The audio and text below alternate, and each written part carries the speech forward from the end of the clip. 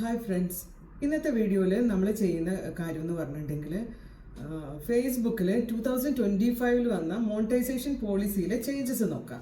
അപ്പം ലാസ്റ്റ് വീഡിയോയിൽ ഓൾറെഡി ഞാൻ നിങ്ങളുടെ അടുത്ത് പറഞ്ഞിട്ടുണ്ട്, ആഡ്സ് ഒറ്റ ടാബിലേക്ക് മാറ്റിയിട്ടുണ്ട്, കണ്ടന്റ് മോണിറ്റൈസേഷൻ. അതുകൂടാതെ ഫേസ്ബുക്ക് ഇൻട്രൊഡ്യൂസ് ചെയ്ത മറ്റൊരു മെത്തേഡാണ് ഇൻവിറ്റേഷൻ പോളിസി. ആ ഇൻവിറ്റേഷൻ പോളിസി ഇതുവരെ എല്ലാവർക്കും ആക്സസ് ചെയ്യാൻ പറ്റിയിട്ടില്ല. പിന്നെയെന്ന് പറഞ്ഞിട്ടുണ്ടെങ്കിൽ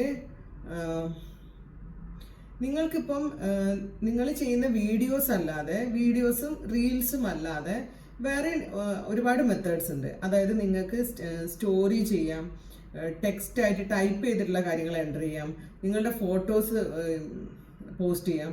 അങ്ങനെ ഈ ഫോട്ടോസിലൂടെ, ഇമേജസിലൂടെ, ടെക്സ്റ്റിലൂടെ, സ്റ്റോറീസിലൂടെ ഒക്കെ നിങ്ങൾക്ക് ഏൺ ചെയ്യാൻ പറ്റും. അത് ഒരു പുതിയ 2025 വന്ന ഒരു പുതിയ മെത്തേഡാണ്.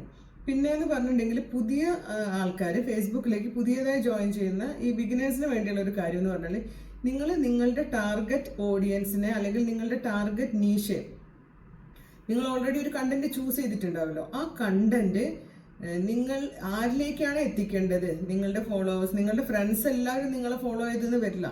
ചിലപ്പം അവർക്ക് ഇൻട്രസ്റ്റ് ഇല്ലാത്തൊരു ടോപ്പിക് ആണെങ്കിൽ അവർ ഫോളോ ചെയ്തെന്ന് വരില്ല.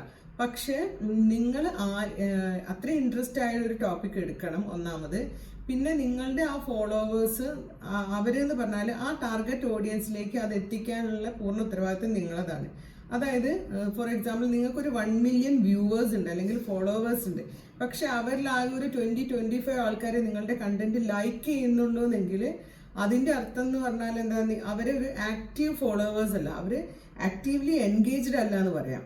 അപ്പം നമ്മളുടെ ഉത്തരവാദിത്വം എന്താ, നമ്മൾ അങ്ങനെ ഒരു ഗ്രൂപ്പിനെ ക്രിയേറ്റ് ചെയ്തെടുക്കണം.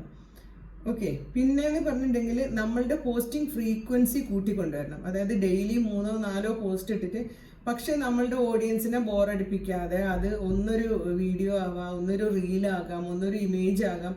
അങ്ങനെ ഡിഫറെൻറ്റ് മെത്തേഡ്സിലൂടെ നമ്മളുടെ ഫോളോവേഴ്സിനെ നമുക്ക് പിടിച്ചിരുത്താൻ കഴിയണം. അപ്പോൾ ഒരു 3-4 ടൈംസ് നമ്മൾ ഫ്രീക്വൻ്റ് ആയിട്ട് ഡെയിലി കണ്ടന്റ് അപ്ലോഡ് ചെയ്യണം. പിന്നെയെന്ന് പറഞ്ഞിട്ടുണ്ടെങ്കിൽ വേറൊരു മെത്തേഡ്, ഫേസ്ബുക്കിൽ നമ്മളെ ഗൈഡ് ചെയ്യാൻ വേണ്ടിയിട്ട് അവർ തന്നെ കുറേ ആഡൊക്കെ കൊടുക്കുന്നുണ്ട്. ഫേസ്ബുക്കിൻ്റെ ആഡ് തന്നെ ഉണ്ട്. അപ്പം അതിലൊരു ചെറിയ എമൗണ്ട് ആണ്. അങ്ങനെ നമ്മൾ ഫേസ്ബുക്കിൽ ഇൻവെസ്റ്റ് ചെയ്യുമ്പം അവർ നമ്മളെ പ്രോപ്പർ ചാനലിലൂടെ ഗൈഡ് ചെയ്യും.